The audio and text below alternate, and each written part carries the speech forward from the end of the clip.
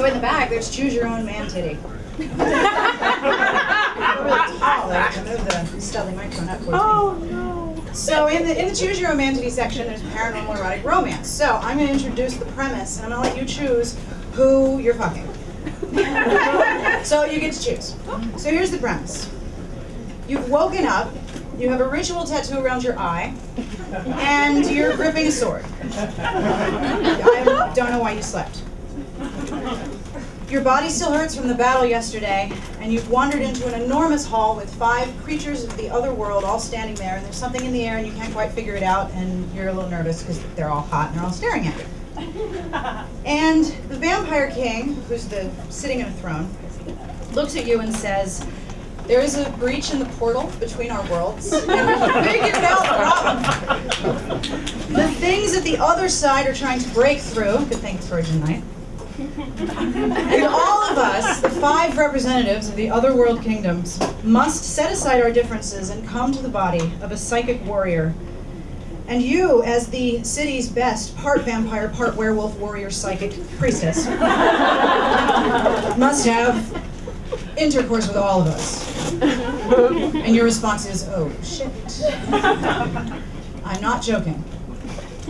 You are the only person alive who meets all the requirements, and I assure you that allowing the portal to open will be even more unpleasant than our attention, so you must choose. Please remove your clothing and pick your first consort. And now it's audience participation time. Would you like to fuck the head of the werewolves, fuck the chief chupacabra, fuck the leader of the tanuki, that would be a small Japanese raccoon-like creature.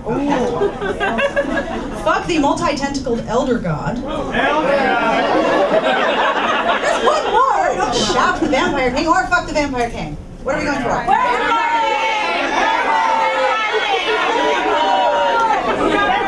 heard some demands for the elder gods. I'm going to start there, and if I have time to keep going, then maybe we'll fuck a chupacabra. So, turning to page 252. I'm really glad my mother was here for this one. Zeusen stands proudly beside you. His body, the human elements anyway, are still, but no stillness ever affects the tentacles which grow from his shoulders, his abdomen, his hips, and his groin, and you can't look away. Trust me, it will be good. You can't speak, because you don't know where it is. Which tentacle is it? You have your answer when you see one growing from a curved piece of flesh, and you realize that its lowest tentacle hides his cock, and it doesn't look like a tentacle, it looks rather normal. Standing apart from you, the tentacles from his shoulders, his sides approach you.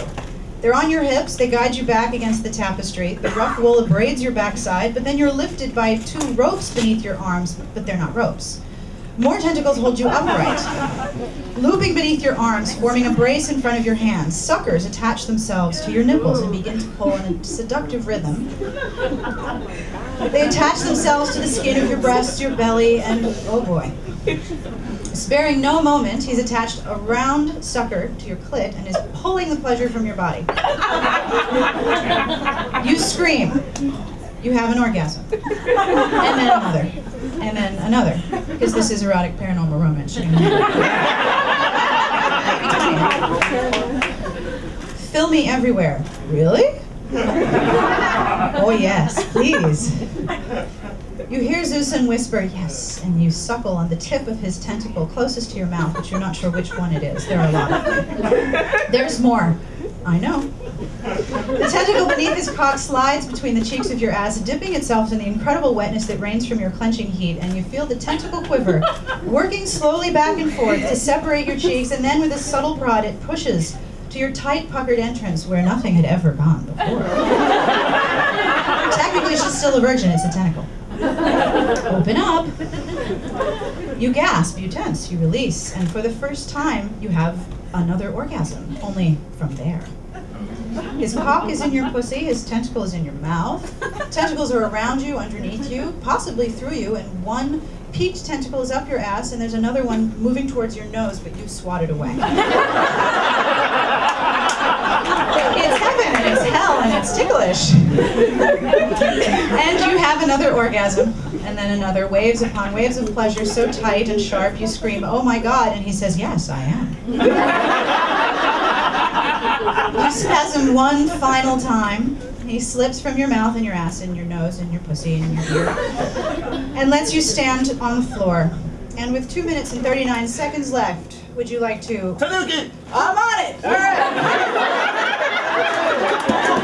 This is my favorite one, because I had to look up on Wikipedia what the hell that was. Candy's Chinese Malaysian. She knows what a tanuki is. I don't know. You await Nobu's attention. He's only 2 feet tall. He's hairy, like a raccoon on 2 legs. You see his tail. It's striped, curling behind him. He sighs, he straightens, and he turns around. They're huge. They're enormous. His scrotum drags along the ground. He reaches down and lifts the mammoth sack and throws it over his shoulder. His belly is just as round, though not quite as large as his testicles, and you cannot help but gape as he waddles towards you. I don't usually mate with humans, he says. He lifts his immense scrotum from his shoulder and drops it to the floor at your feet, and it bounces. And as the others stand down behind you, he begins to slap the skin of his balls in a gentle, almost Jamaican rhythm. You feel a presence close behind you. It's the Vampire King.